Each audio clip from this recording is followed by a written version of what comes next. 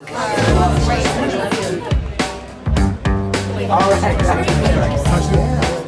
everybody, Nick Marzak with Blue Microphones here. We brought in some of the top talents in the voiceover industry for a very special VO summit at Blue Studios.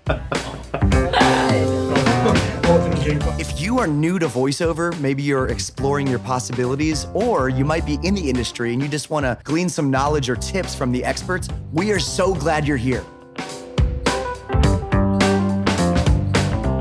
Too bad you can't. No, it's impossible. Awful. No more. Voiceover is closed today. We're full, everyone, but thank you so much for coming.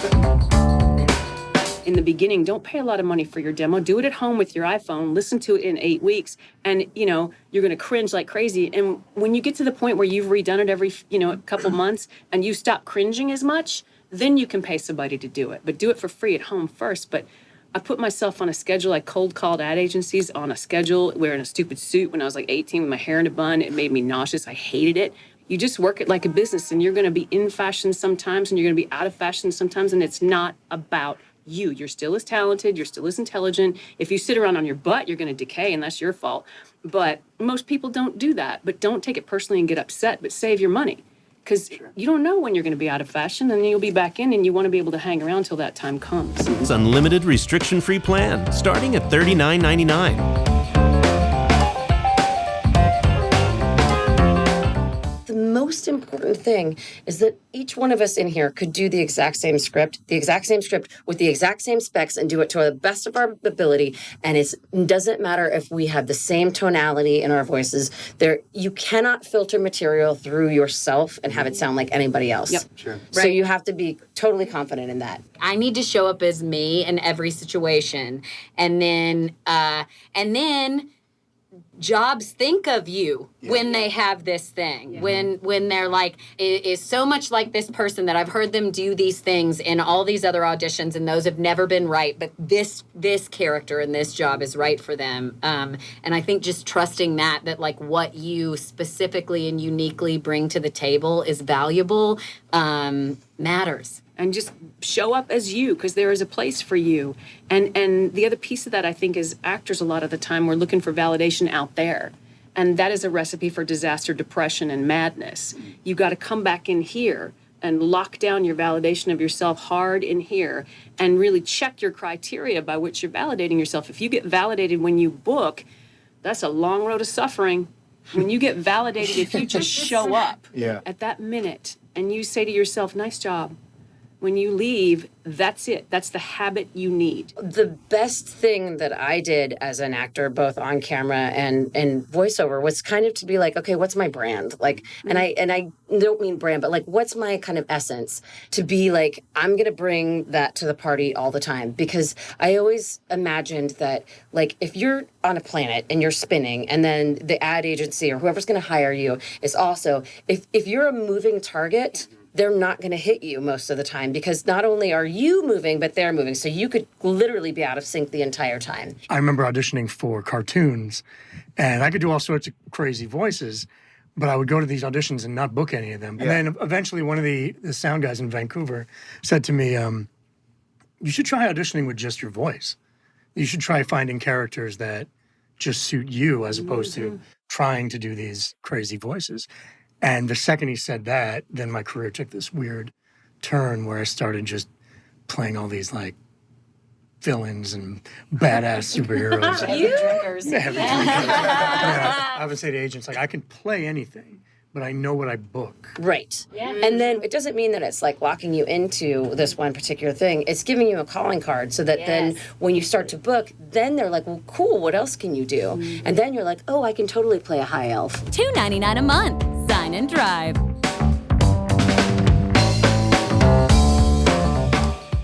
Your home setup, what it kind of looks like, or how it evolved. It's a big blue booth that I got from a company in Spain. But the funny thing is as much as I love that booth, and I do love that booth, and I should because I paid enough for it, but I miss my little closet setup because I was just so proud of, I think all of us can say, like, when you rig up your closet or your pantry or like your car or your hotel room in just the right way, and it sounds just right. You're so proud that you're just like MacGyvered that. Yeah. I've moved so many times and I've had so many different setups. I've had everything from an entire room built in with the double walls and the raised floor and the this and the that to like a towel over my head in a hotel room.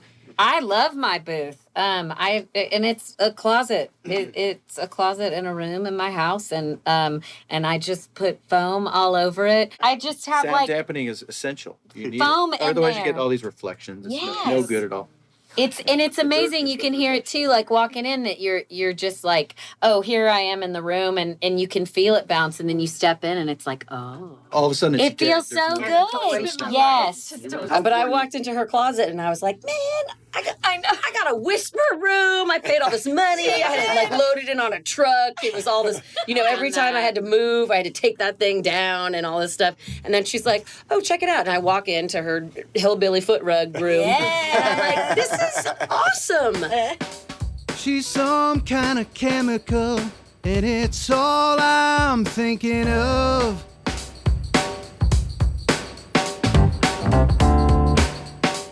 Does anyone here for like home stuff use USB microphones? Yeah, I mean, I do stuff in my car sometimes, especially like promo stuff has to be turned around really, really quickly. So I have a blanket and a small travel mic in my car. Oh, that's awesome. Yeah, no, I use a USB. Really? Yeah. Yep. There are some people that are like, oh, I could just record it on my phone and it's no big deal. And those are usually the people that have been so established in this business that it doesn't matter that much. But for the rest of us, it does. And you need a better quality mic. And even some of the travel mics that I have used in the past, it's the stuff that I was sending.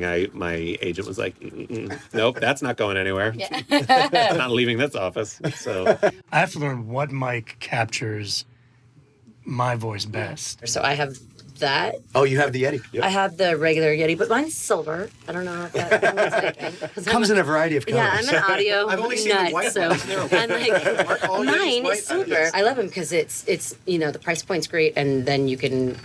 I've only used it for the podcast stuff, but this is going to be kind of cool to check out. You bring a backpack, right? Yes, I have a very heavy backpack. Boom mic and that comes it over would- your shoulder. Yeah, but no, I want something that is so much easier than and convenient than having to bring that like over 100-pound backpack with me. Yeah, It's super frustrating because you're already dealing with when you're traveling, or God forbid, in your car, you're going to go somewhere and you don't want to lose out on auditions. If you're not auditioning, that means you're not working for the next week. If you've missed out on that chunk of auditions, and then you're in a hotel room, you've either got like a blanket over your head that like has been on the floor. I'm always like, oh God, not the comforter. People next door, the blanket, the traffic noise, all of this stuff that the last thing you want to do is kind of mess with the mic stuff. If it's not right out of the gate, like everything is perfect, like a harmonic convergence of perfection, then I'm missing out on a lot of stuff. These headphones are incredible.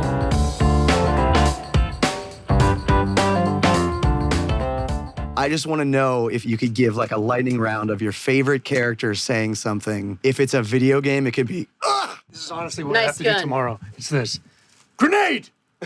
Grenade! Get down! Get down! Get down.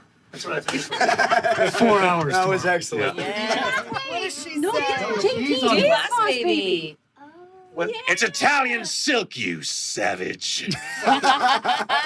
You're cherished by kids everywhere. You realize that? Was that Wile E. Coyote? I didn't no, Wile E. Coyote is Wile E. Coyote, super genius.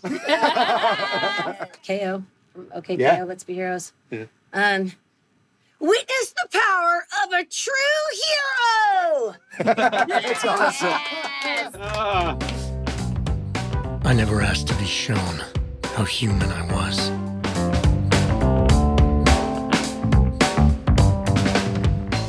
And I started in a right-to-work state in a non-union capacity. And I stayed non-union as long as I could, like till right before I moved to LA. Non-union has its place and it's important. And don't rush into the union because you want to be there. I mean, we're going to move forward when we lock arms, when we work, when we all support each other in wherever we're at. And non-union definitely has its place. Don't join until you have to. Is that fair to say? you can get so much volume and so much experience. I got so much time. I did hundreds of commercials before I joined the union. And also, weird side advice, work on the other side of the mic, work on the other side of the camera. Edit your own stuff so you're not the nightmare to edit. Sure. I ran camera. I did everything in this production house that I worked in, and I became a problem solver on set. If a director was having trouble framing a shot, I knew exactly what the issue was because I'd had to frame shots, and I would just kneel down and like, oh my God, and I'm like, no, I've just done your job. Oh my God, I love these headphones. I'm gonna sleep in them.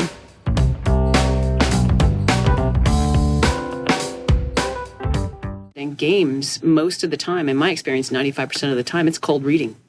You show up, you look at that thing, you're like 2 or 3 takes, it's going to market. It's cold reading, and it's completely decontextualized. Yes, it is. And when you go in for the first one, you don't even know what it is. Yeah. Oh, it's this game. Okay, great. Yeah. Well, Fallout, I was like, they had a banner above the door for another Fallout game, but I didn't realize for like the first 2 weeks that I was working on Fallout. And then finally, like the face cap guy was like, "Hey, genius," and I was like, "Oh, right." And speaking of performance capture, the people who run all the computers and the systems and everything that they need to go and get a day done, they're not unionized, so their job is 9 to 5. Yeah. So I show up at 8, get everything on, and by 5 we have to be done. Yeah. It's a 9 to 5 full performance. Sure. And you don't have to relight, and you don't have to worry about makeup, and I don't care about the side of my face that I hate. I like performance capture for the outfits. They're so flattering. Yeah, they're very flattering. Is it the costume that has the little beads Yeah, everywhere? little markers on. And you got a helmet on, and you got dots, balls on your, like literally so they're doing it on the face too. If you had any things about your body that you might not like, they're like, let's make that part yellow. Behold my little gumdrop. The bird is in the hand, and he's about to get bushed!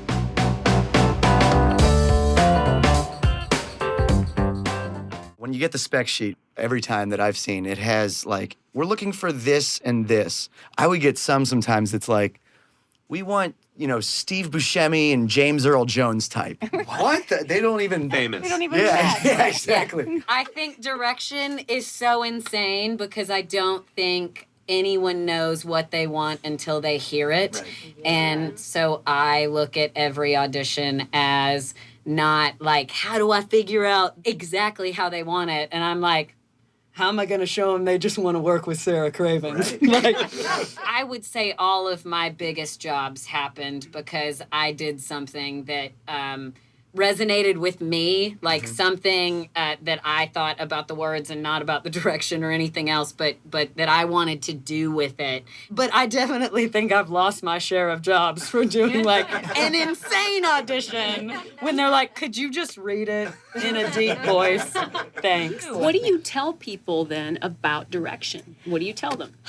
We have to respect direction because they wrote it there for us. But I always tell my students that your first take should be yours. I don't look at direction until my second or third take. And then you can readjust after that. Like I like to look at the copy and go in and be like, how would I say this as a person to another person? Right. And then go back and look at the... And do your best, Steve Buscemi. Yeah, absolutely. And that's always my first take. Yeah. Buscemi is always my first take.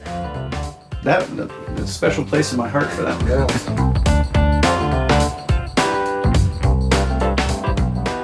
The money. Jennifer. The money.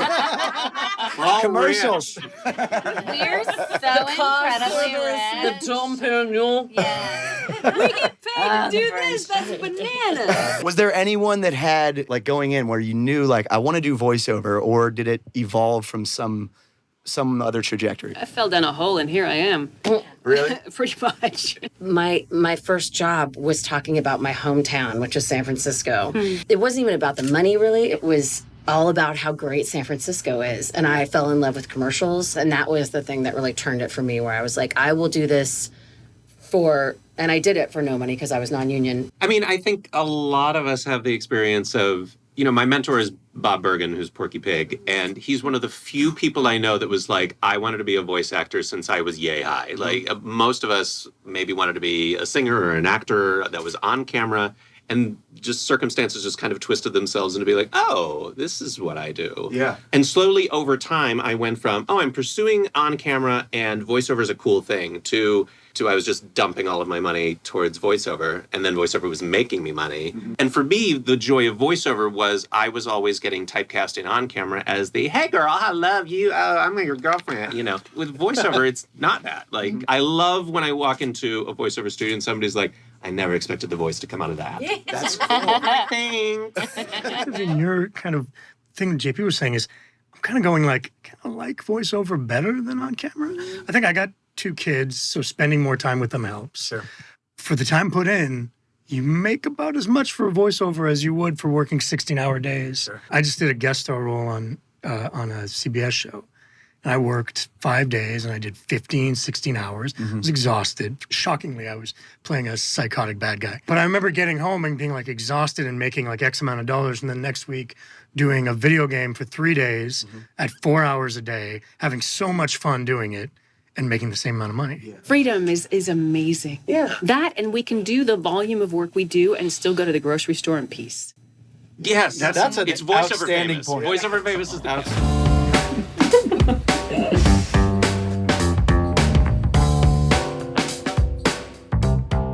What I particularly loved about voiceover and what sucked me in, and I was like, I want to do this for the rest of my life, is it is the most supportive community I have ever been in my life. The first people that are going to call and congratulate me are the ones that were up for it too, that are my very best friends. It's crazy. And I like being somebody who does film or TV and voiceover. The difference, the dog-eat-dog world of television versus LA specifically, because I've only been here a little while. I'm on a really big project now that I would not have gotten if it wasn't for Courtenay. Courtenay directly recommended me for that. Well, gig. I was out of place, so they wanted a guy, so I was They wanted like, a dude.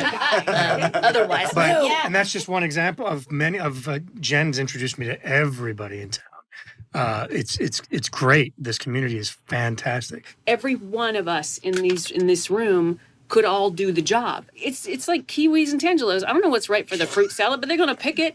There is enough to go around. Yours is coming and it's on its way. And operate and move through your life like that. Because isn't this the world you want to live in, where people are like this and you feel that way? Yeah. You must be that now, because that's how it gets here. There's enough room in the world for everyone, including me. We're all at the same agency, and we yes. all read against each other all the time. And I think you can live your life, you know, being like, mine. And you can live your life being like, hey, man, if it's not going to be me, I hope it's going to be one of my friends, because I need that. And I need that free dinner when I call and congratulate them. And you can be afraid or you can be inspired. Yeah. Like, I'm inspired by these guys every day, the dudes and the women. I'm like, oh my God, that's brilliant. I'm going to do them right now. Oh no, but I don't want to go to bed anymore, Mom.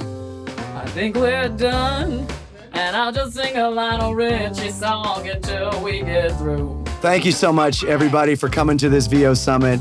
We really appreciate you all being here and wish you the best of luck in your careers. Thank you, everybody. Thank you.